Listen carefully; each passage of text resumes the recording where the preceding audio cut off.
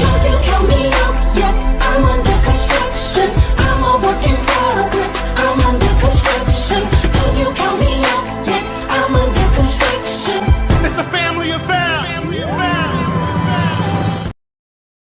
What's up, everybody? What's up? This is Under Construction with LaRhonda Marie, and I am your girl, LaRhonda Marie. As always, I'm always excited for my conversation every Thursday. It's always something good, and this month, because it's Father's Day, and it's actually one of my favorite times of the year is Father's Day, because usually that means us mothers get the day off, even though it's on Father's Day. So it's one of my favorite days of the year, and I wanted to honor some of the men that are doing something in their community. And the brother that I have coming, he I don't think he ever stops. I'm always watching him from a distance, and just it has been inspiring. He makes you think. He makes you angry sometimes, but he always makes you think, and he's always for the right, especially when it comes to our people. So I cannot wait to have the conversation with my guest. I'll let him introduce himself. But before, as always, I got to do some housekeeping items. Y'all know that I am a correspondent for Swag Her magazine. And if you are a boss woman, if you are an author, if you're an entrepreneur, if you need some type of way to get your visibility up, Swag Her magazine is the place to do that. They have great specials to help just expand your visibility and increase your audience. I know for a fact that they have done that with me. So, yes, please jog on over to swagher.net and check out what they have to offer. I'll be right back in just a moment. I want to take care of a couple of more things and just tell you a little bit more about Swag Her magazine. I'll be back in just a moment. Swag Her magazine is an empowerment and lifestyle publication for Black women who like to be real with themselves and in business. The magazine also offers public relations services and visibility coaching for Black women-led businesses, coaches, authors, and girl bosses so that they receive more exposure and grow their brands. To learn more about Swag Her magazine, please visit www.swagher.net. That's www.swagher.net. Check our swag. We're more than a mag.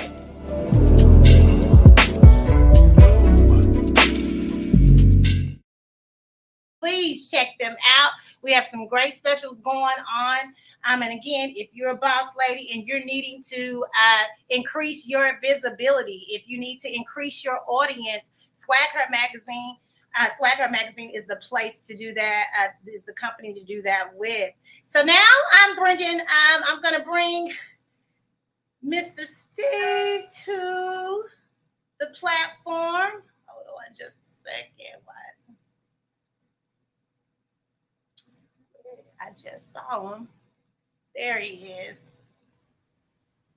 What's up, Steve? Hey, how are you? I'm doing pretty good. How are you doing? Outstanding. Thank you so much for accepting my invite. I watch you all the time on Facebook, I read your posts. They're always very lengthy. You always have a great story, a great lesson. So I wanted to say I appreciate your vulnerability online, on your online presence. Very vulnerable, and you don't see that a lot with men. So I wanted to say thank you for that, because that's good for other young men to see. That it's okay for us to be vulnerable and have emotions. So I appreciate that about you. Go ahead and introduce yourself for the people. Well, first of all, I am glad that you said what you said about the vulnerability and the transparency. I'm very intentional in why I do that. I believe that God does not allow us to go through anything for just us. I believe that it is about other people. The pain that we experience is about how we can help other people. So thank you for recognizing that. And it's my hope that many others recognize that what I'm trying to do is model behavior that men should do every day anyway.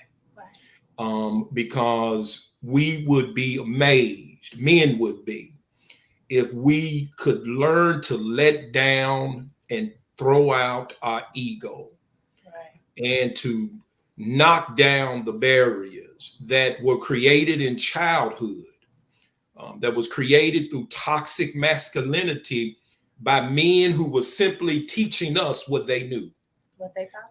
But it is our responsibility as men to recognize the stuff that's not good for us and rid ourselves of those things for no other reason than for the sake of our children, grandchildren, and our families.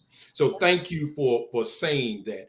I am humbled that you would ask me to come on and share with your audience. Particularly, you said it's because I call it Men's Month, June Men's Month, since nobody gonna give us a month. Since the media, everybody wants to, put out this negative image of men, and particularly Black men, and that we're not present and all of that. And some of that may be true, but many men are present. And I think it is important that women acknowledge that, particularly Black women, acknowledge the fact that Black men are in their children's lives. Don't feed into the mass media propaganda message that Black men are all gone, that Black men are all in prison, that Black men are all on drugs. See, we have bought into that philosophy, that propaganda from mass media, which has hurt our families, because now women are afraid or hesitant based on information that they've gotten from mass media. But anyway, I started, let me get a brief, and if you realize, and you said it, I don't do nothing brief. So and so just know there ain't much brief, so I'm gonna have to be intentional to stop talking so you can talk. But I started Believe Inc. back in 1999, and it was because, and I want you to hear me, it was because I came up with the name Believe Inc. because I was struggling believing in Steve. And one of the things God started doing with me back then is he was making me a man. Did you catch that? That's why it's called Making of Men. And I'll tell you the story, how we got to Making of Men. It was through my brokenness that God spoke to me and said, I'm making you a man. But it was back in 1999, I started believing, because I looked at the community and I saw there was some absence. I saw there was some issues that we were having as a Black community. I grew up around men, Black men, and some of the things that I heard as a Black man growing up, I knew didn't sound right to me. Okay. But because it was all I had in front of me. Right. I just, that's what I took in. But then when I started to know better, I intentionally started to do better. See, I disagree with people who say that when you know better, you do better. That's not true, because there are some people who do know better but choose not to do better. That's right. And that's what I wanted to bring to the table with men. For them to say, you know what, it's not just enough for me to know better, but I've got to put in the intentional work every day to be better. I've got to look myself in the mirror every day and say, I'm a freaking mess. And how do I fix this mess? Right? And that's what the intent in my elevator speech form. That's the intent of believing, making of men, and waking of women. It is that we will create the atmosphere that will encourage men and women of all ages to look themselves in the mirror daily and say, I was a mess yesterday, but I'm going to be less of a mess today. I'm going to be intentional about my growth. I'm not going to fall into success. I'm not going to walk around with grudges. Right. So these were the things that I was intentional about when I started this. So that's why when you see me posting the videos, you hear me talking about, I'm sharing my story. Mm-hmm. Because that's why God allowed me to be broken like I was broken. That's why God did not take me off this earth when I was a man cheating on his wife 5 days out of 7 days out of the week. And preaching the gospel. Preaching the gospel all over this country and sleeping with women all over this country. And it was not until I recognized that it was a sign of my insecurity as a man that I was doing everything that I was doing. I thought it was making me a man when I didn't realize it was actually breaking me. That's good. That's good. It was causing me mental health issues. I'm telling you now. That's why I share it with me. And I tell them, I say, you know what? I'm telling you, the bad behavior will impact your mental ill, your mental wellness. That's right. It will. For women too, but we're talking about men today. And so when you said that you established Believe Incorporated in 99 out of your brokenness, what was your brokenness at that? What state were you in? What were you going through at that time? Oh man, because I had not healed or even knew I needed to heal from trauma from childhood. See, many times we know that we are ill, but we don't have language for the illness. Right. And when we finally get the language for the illness, then we can put forth the intentional effort to heal. So once I found that it was childhood trauma that had impacted me in not being able to have healthy relationships with women, and the fact, hear me, women, I resented my mother because she was mentally ill my entire life. I didn't understand her mental illness, so I resented her. And that resentment led me to not take relationships with women seriously. That makes sense though. So how did you come to that conclusion? Was it therapy or a mentorship or what happened? Hey, get tired of being tired. I knew that God had created me for more. I knew that I was gifted. I knew God had given me a gift, but I would not maximize that gift if I continued down the road I was traveling. And because I wanted to truly occupy earth, I truly believe in my kingdom citizenship.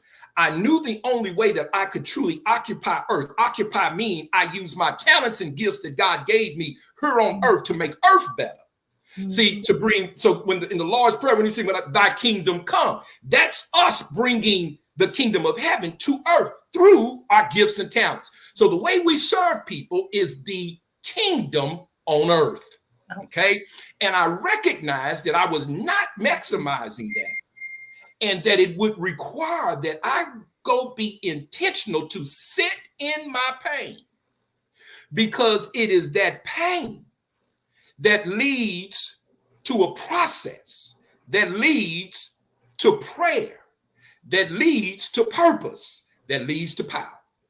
That's when I understood those 5 P's, I embraced that pain. I jumped all inside that process. That process drove me to my knees. And when I got on my knees, the Lord started showing me, go to this therapist, Steve. You need therapy twice a month. I've been in therapy twice a month for 10 years. And this old Jewish lady been helping me walk through my pain. And as she has helped me walk through my pain, it has allowed me now to elevate and walk in the place that God originally intended me to walk, which has opened up the doors for me to impact lives.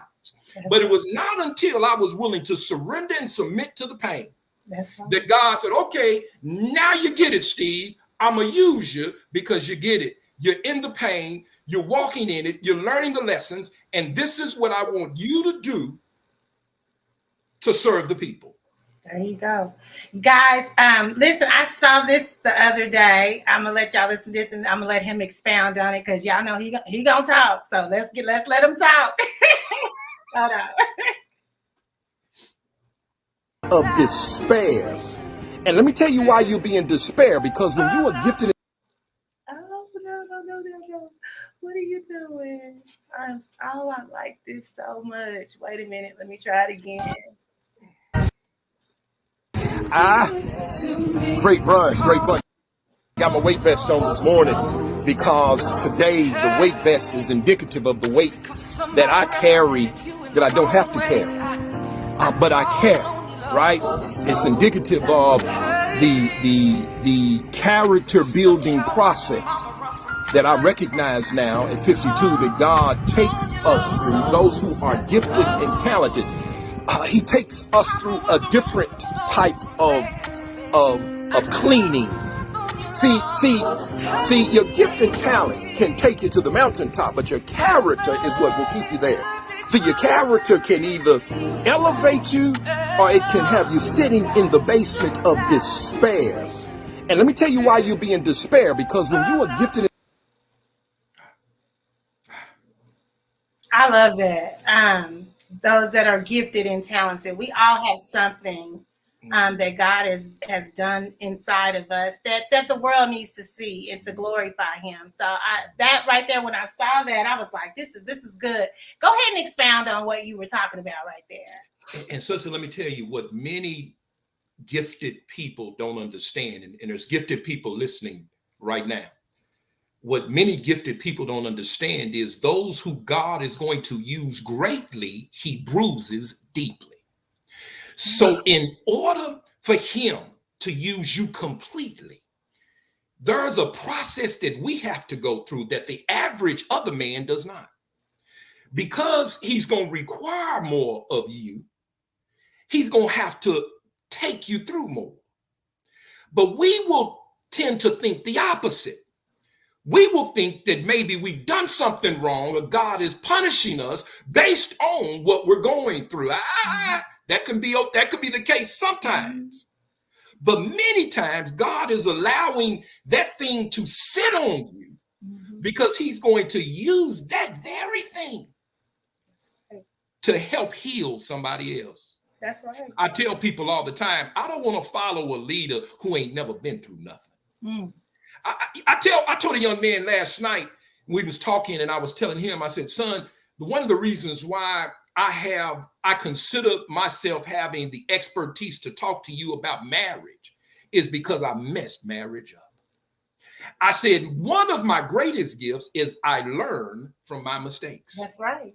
I said, had I not messed up a marriage, I wouldn't be able to see. I can see down the road when I meet couples. I can see down the road. I said, whoop, they in for it.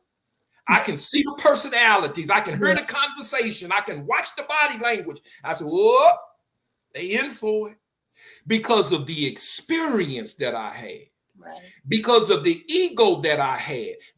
I can recognize that ego in men or women. So when I see people that have the ego, I said, God getting ready to wear them out. I said, because I know when you approach and good people with ego, God wore them out to get that ego off of them. You heard me? So that He can use them. Well, right? They're good, right? That's right.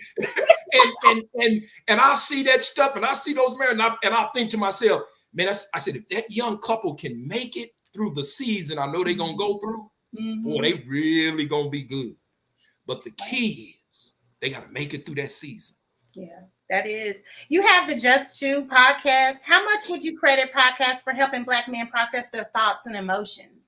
Real honestly, I don't know, because I have never really surveyed to see. I don't read the analytics that the podcast provides. Very intentional. That's honest. Very intentional. I don't read them, very intentional, because how has it for you? What about for you? How does it do something for you? I know with under construction, it helps, especially when I'm speaking to different people, their journeys. It helps me through my own, I was getting ready to tell you that.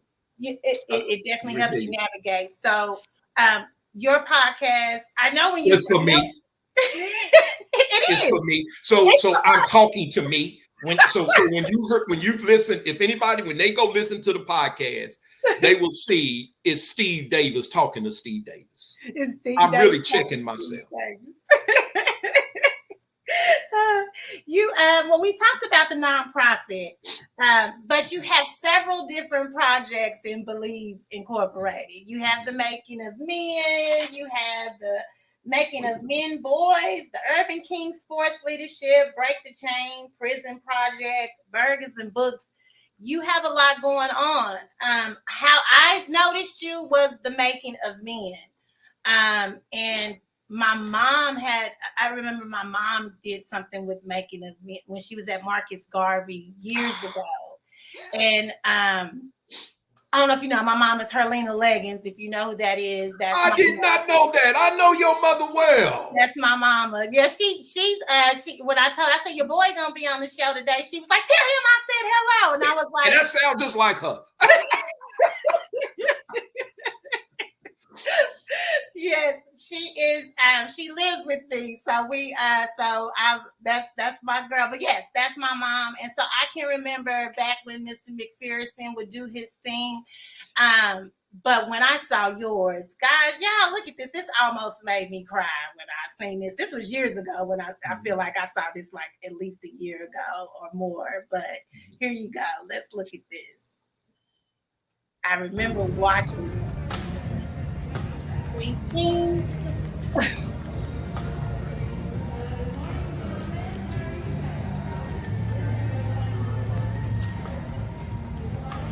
Train them, baby. That's right. Look at that little boy.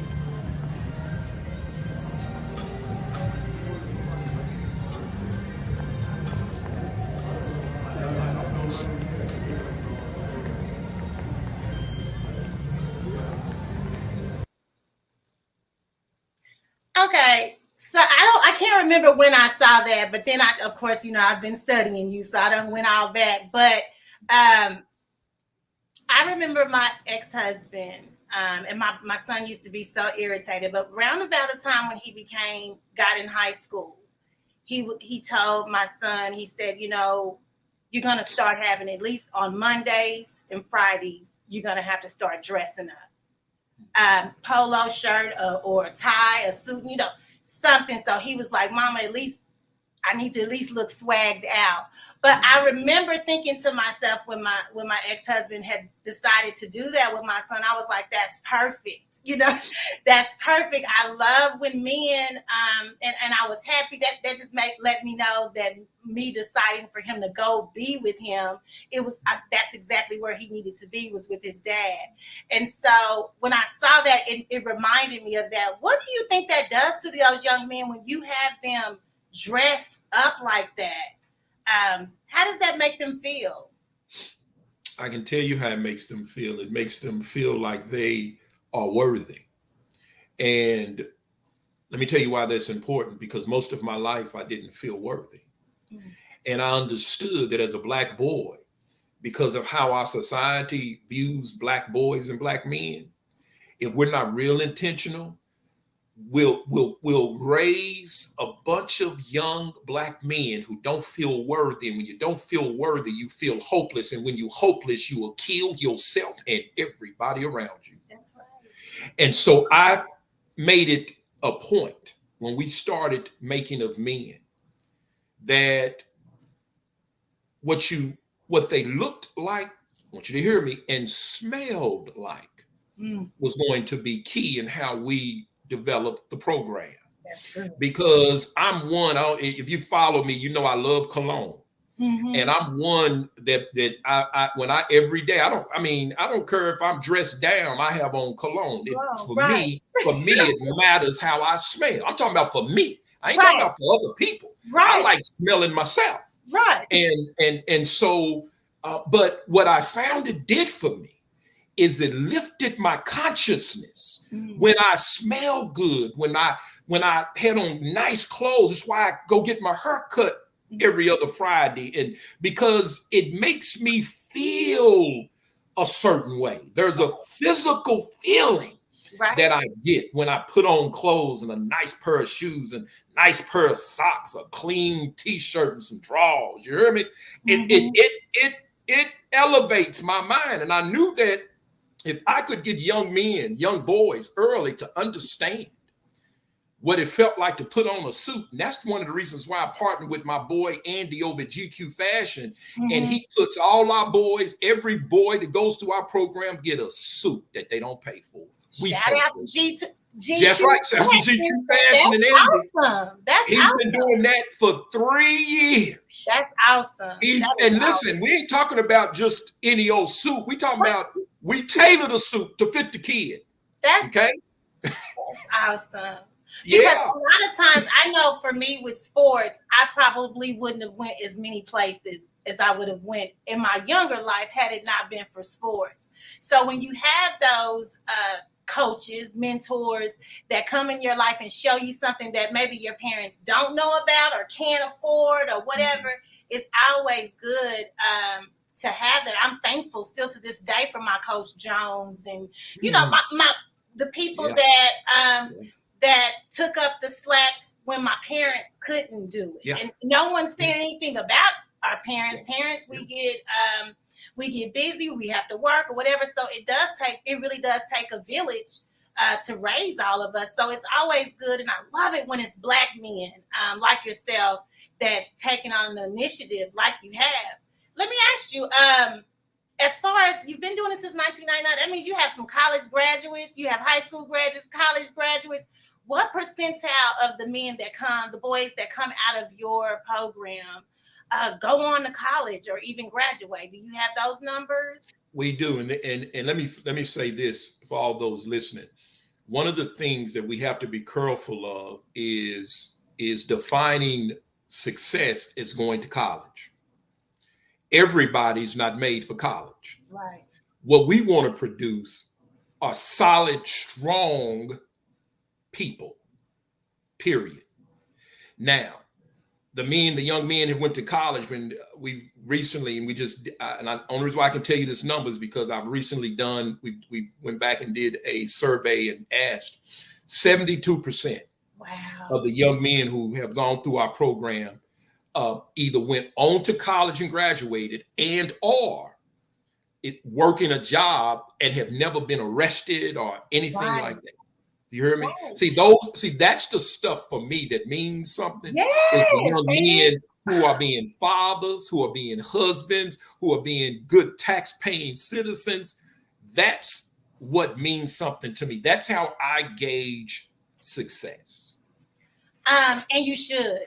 That's exactly the way you should gauge it, because I just want the young men to be happy and to know that, like you said, like they matter. I have an older son that's 28 and I have a young son that's 12. And I can tell you, Steve, it's been a totally different way of raising kids now than I did, my 28-year-old and my 12-year-old. So LaRhonda, can I ask you a quick question? Go ahead. Let me ask you a question. You said your husband, your ex-husband, and the choice you made for your son to go live with him. Mm-hmm. How did you get to that place of thinking? Well, let me just say this. I'm not a man, and I knew it took a man to raise a man. So it wasn't really hard to come by.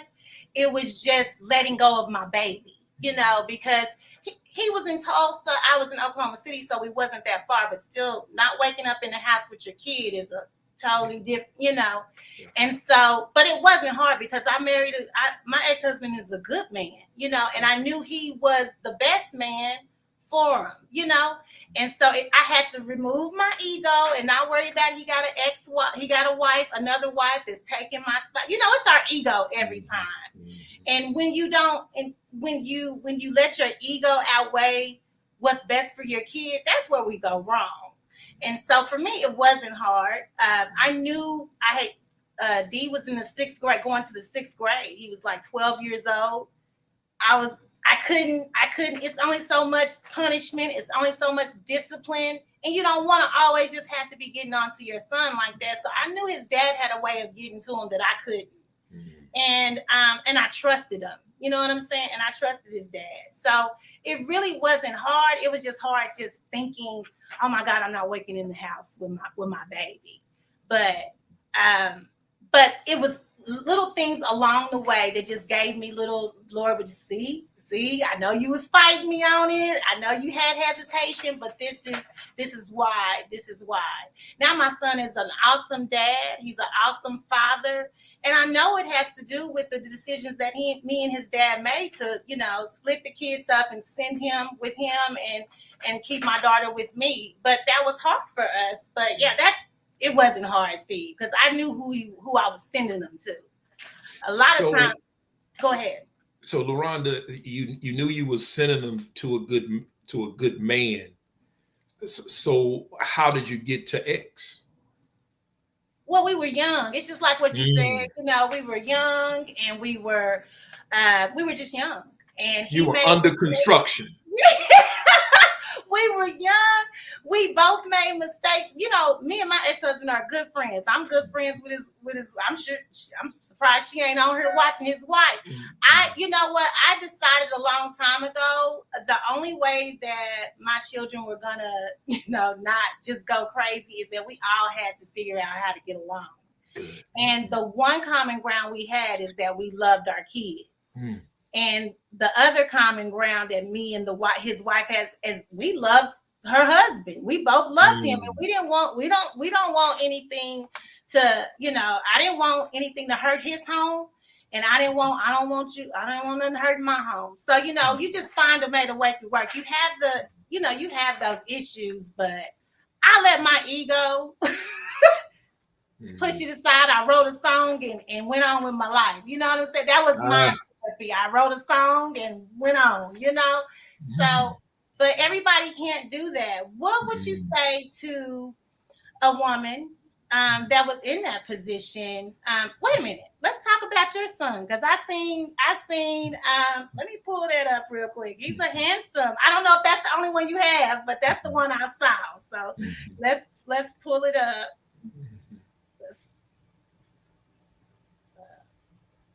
Was raising them in the house. Now is game time. They're in life. It's game time. Now we're coaches. We can't play the game for them, but we can stand on the sidelines and coach. My bad. Oh no, the one with your son is not on here, guys. He has a nice looking son. I think I added one video and it deleted the one with your baby on there. I wanted to say something about those pictures that you have with your son. He's dressed up, y'all. Both are dressed to impress on every shot. I don't really know what y'all were doing that day, but talk to me about your relationship with your son. So were you divorced while he was young, or was it when he got older, or? So his mom and we divorced when he was 6 years old. Oh, okay. That's the picture you saw was little Stevie.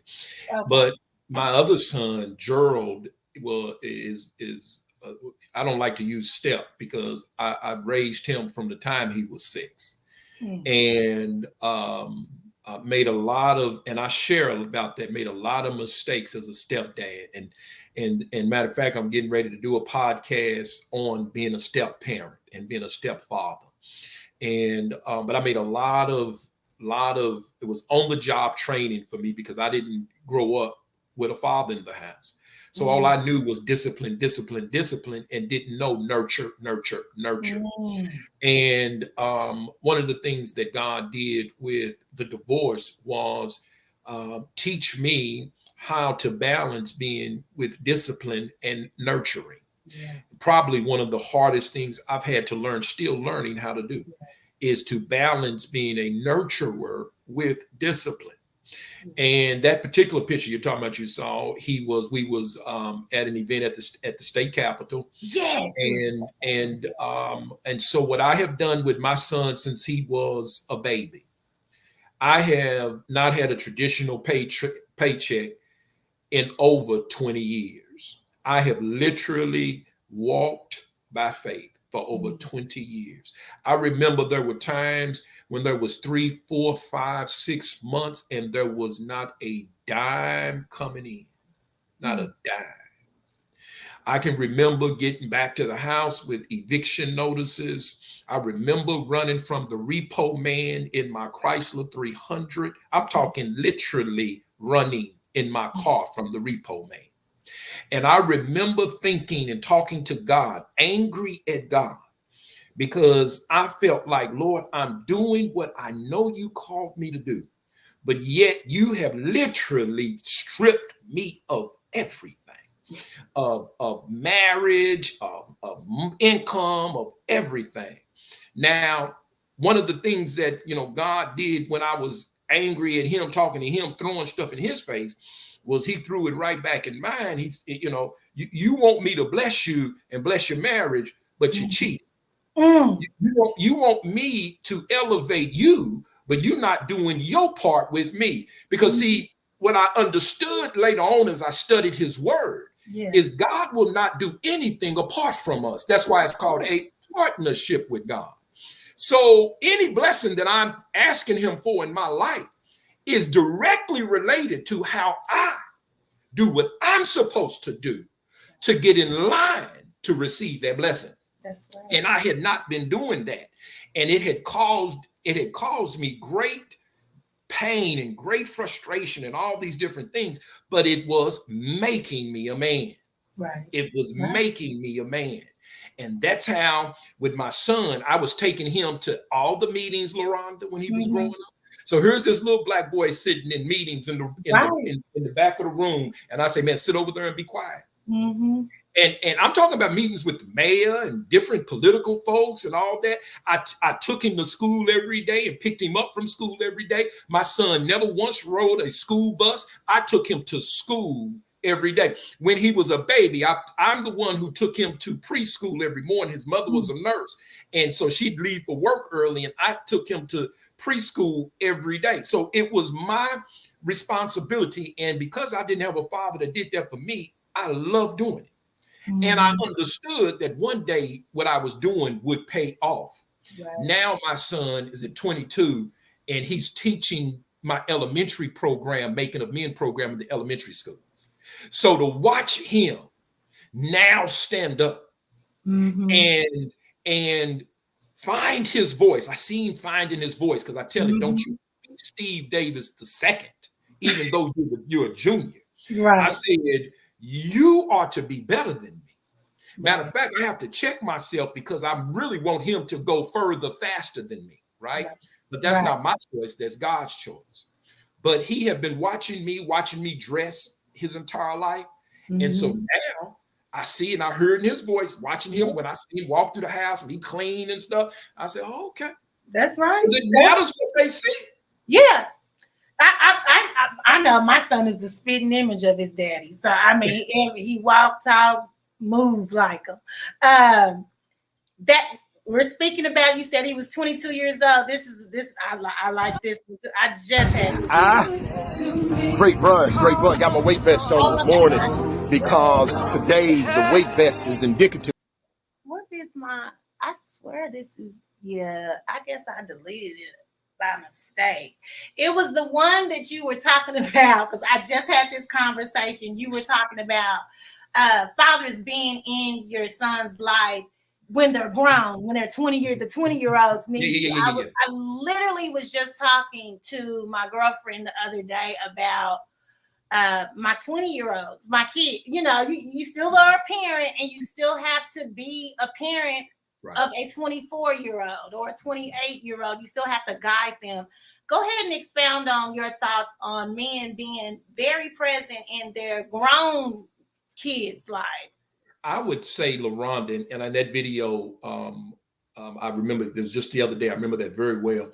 I believe that probably one of the most important seasons for men to be in their sons' lives is in their 20s, because it's in their 20s that they are now out of your house, are now making their own decisions, have freedom. We really can't make them do anything, right? And it's all about managing them at this particular point when they get into their 20s. And I had noticed in my own son, I had seen some stuff in my 22-year-old son that was concerning me. And I started praying and asking God to show me how to walk with my son during this season. Well, God opened the door up for my son to have to move back home. And so he had not lived with me like that since he left and went to college when he was Right. 18. But what I found is, and I call it adult boot camp, a young adult boot camp is what I call it. Because when he moved in, I laid out some ground rules for him, very honest in because we was having dinner one day and he admitted to me, he said, Dad, I'm not as mentally tough as I know I should be. And I said, Stevie, I'm glad you said that because I've noticed that. And I said, and if you will allow me, son, this is what I said. If you will allow me, I said, I will help you over the next several months get to a place mentally that the peers around you won't be able to even understand. I said, but you're going to have to take some stuff off of me now. So get ready. Right. He said he agreed to it. So when he moved in the room that he moved into, I said, the same way you see this room right now, I said, it needs to look like that every morning when you leave this house. So you see how that bathroom look? It needs to look like that every day when you walk out of that bathroom. You see my closet is organized.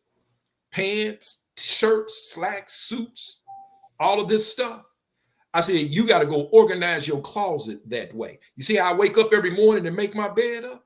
I said, every day you wake up and make your bed up because I'm trying to help him understand it's the little things that help develop you into the type of person that can endure the storms of life, and not just endure the storms of life, but thrive in them. See, that's my philosophy. My philosophy is not to survive anything. My philosophy is to thrive in everything. So that means that I have to take my mind to a place that other people don't take theirs. That means I have to be willing to go through some stuff that other people are not willing to go through.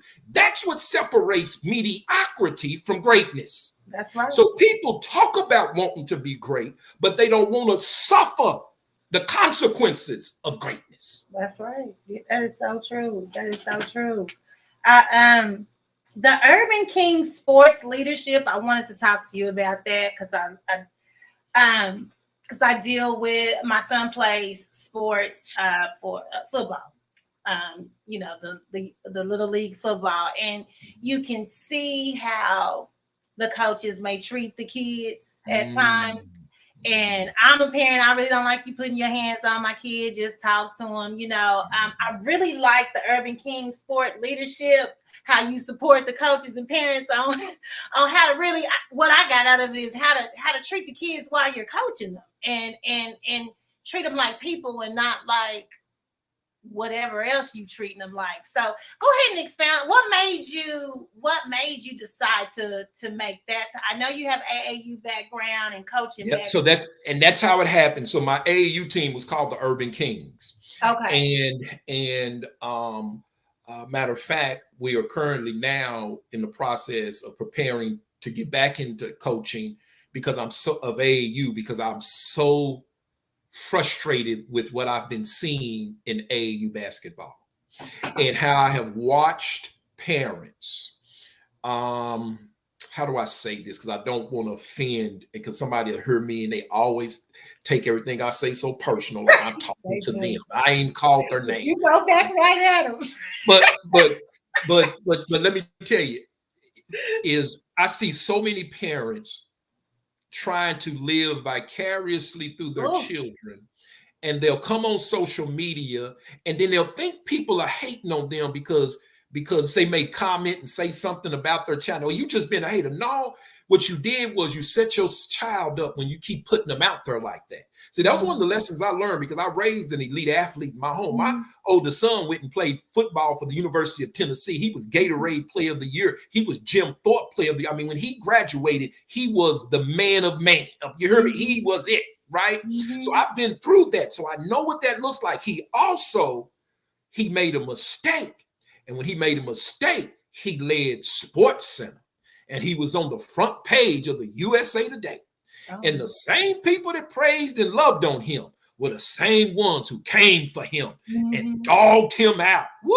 I'm telling you, that was hard for me when I was watching them people come for him.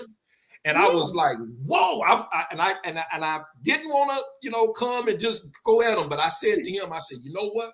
I said, this is your power, though. That's right. I say, because when you learn from this, these are some valuable lessons you can learn.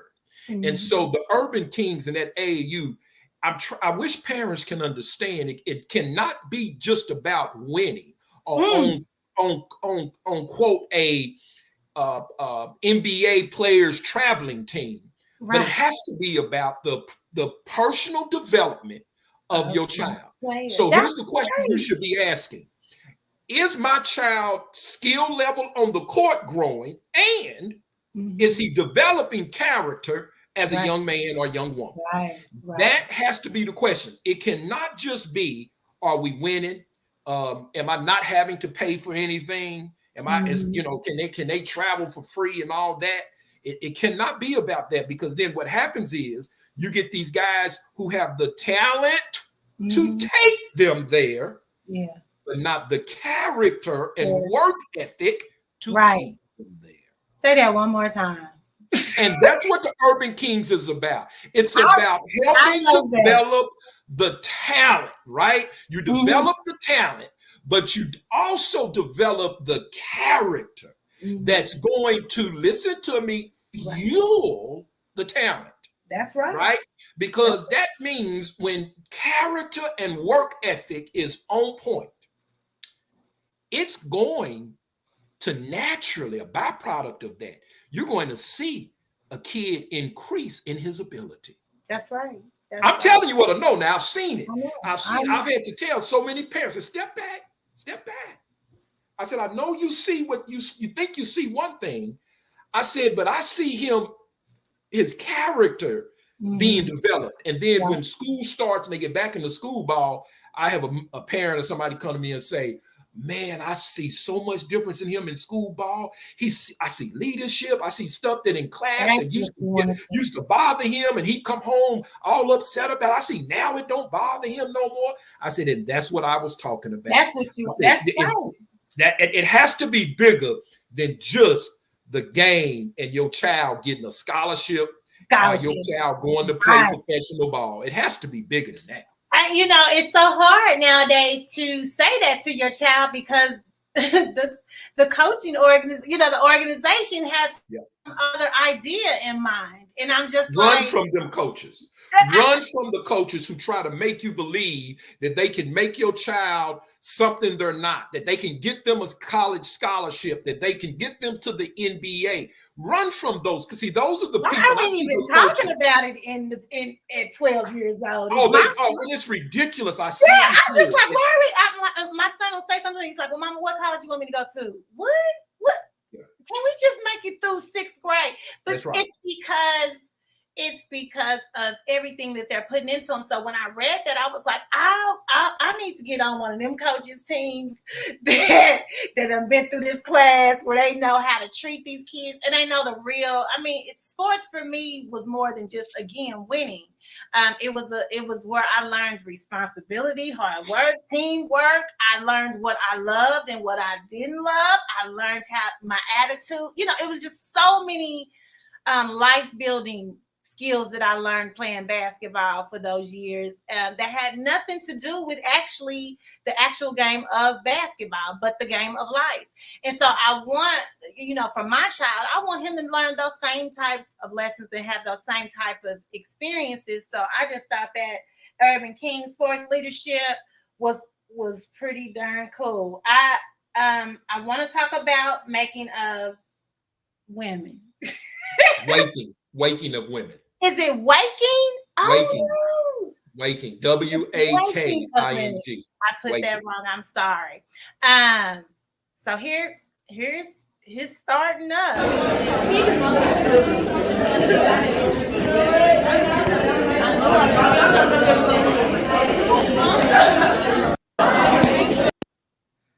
So powerful. Talk to us about. Talk to us about waking of women. What brought that on? So for years, I caught hell from women because they said I was just focused on boys and that I needed to focus on girls. And I understood that, but I needed to stay in my strength at the moment. I knew that there would be a time for that, but it wasn't the season yet. And now it is the season, now that I've become a grandfather and I have 5 granddaughters. It was important for me. I want you to really hear me when I say this. And this is what really makes our Waking of Women program probably in 3 years more powerful than my Making of Men program I've been doing for 20. I want you to hear what I'm getting ready to tell you.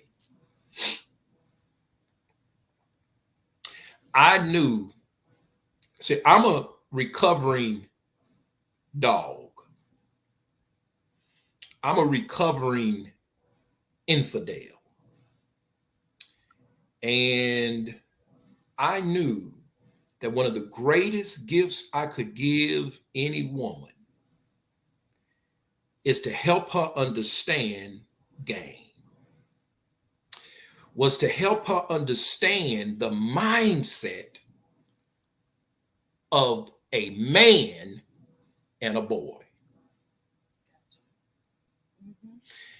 And I knew, because as I looked at the statistics and as I engaged with young women across the community, and then because I'm single and I don't necessarily say I'm dating, because I'm not dating, but I'm dating, you know what I mean? But I would meet these women who were in their 30s and 40s that I'm thinking, damn, you think like that? Right. I know what I'm just saying, I'm being honest with you. And I would go, you're 30 years old, or you're 40 years old, and you're thinking like that, right? I mean, it blew me away. But what I realized was many of those women never had fathers and men in their life that showed them what healthy love looks like. Most young women have been hit on by older men in their family. So then they grow up with this skewed image of men. Right. And they don't even know, sister, that I'm telling you right now, there's a 45, 50-year-old woman right now that don't even realize that the way she perceives women is based on that perverted uncle who touched her. Right. I'm being honest with you now. No, I You brought me on her, so let me just be honest. And she doesn't even realize that the fact that she can't maintain relationships, or the fact that she stayed in an unhealthy marriage still for over 20 years, is based on her dysfunctional introduction to men. And so what I said we would do with Waking of Women, I would be able to make sure that I could show them and model for them what healthy male-female relationship looks like. So that's one of the reasons why I teach the class, and also bring in a woman to co-facilitate with me, because it was important that these young women have the opportunity to see and hear me daily, just like they see and hear the woman daily. And what that has created inside their classroom and outside their classroom has blown me away. That sounds good. I need to come and sit in on one of those. That would be awesome. And listen, consider my personality and my passion. I'm like this all the time. Oh, I know. So I'm following you like on this. social media. We don't have a lot of time left. I knew this was gonna be a long. Let me see what I really want to ask.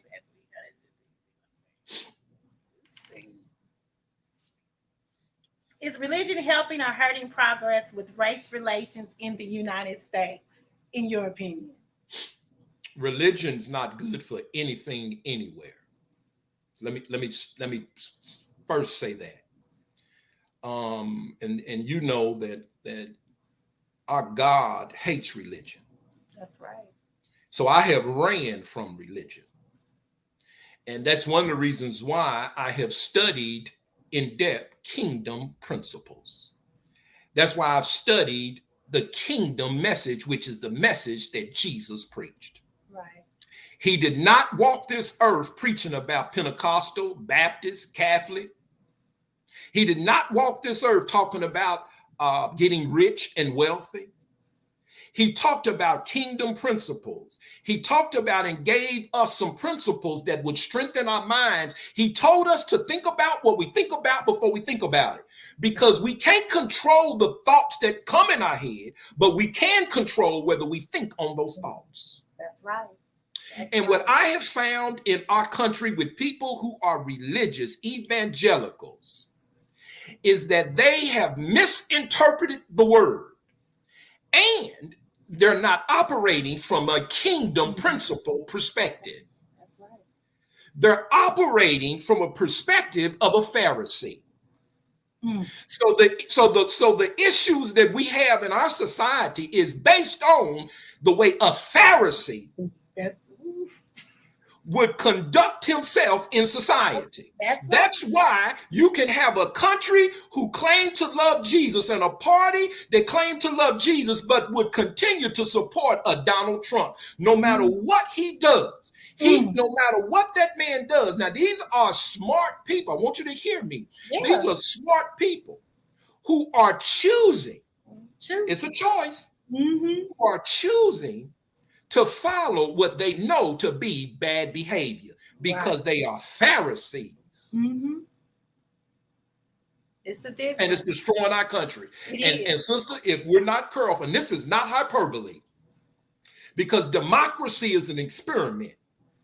An experiment means we do not have what? An end result yet. That's right. Do you understand that? So we have not gotten to the end result of this great experiment. And what I can tell you right now is the great experiment is on its road to destruction. I do not believe that in my lifetime we will see democracy ever be matured to its full self. I believe right now that we're on the verge of collapse. And all you have to do is read and study history.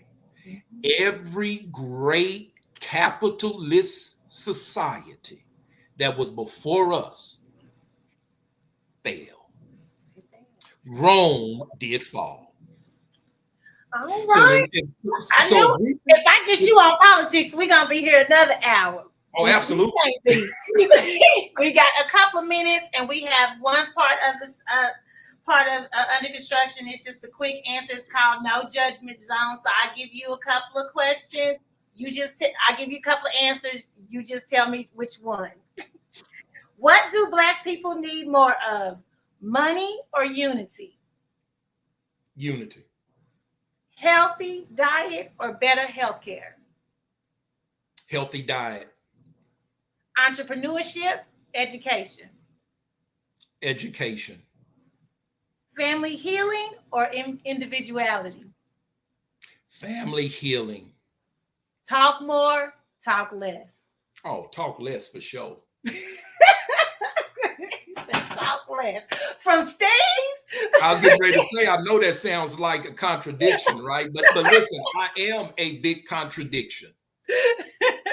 Well, I really, really appreciate you being a part. I knew it was going to be a good conversation. So I really, really appreciate you coming by.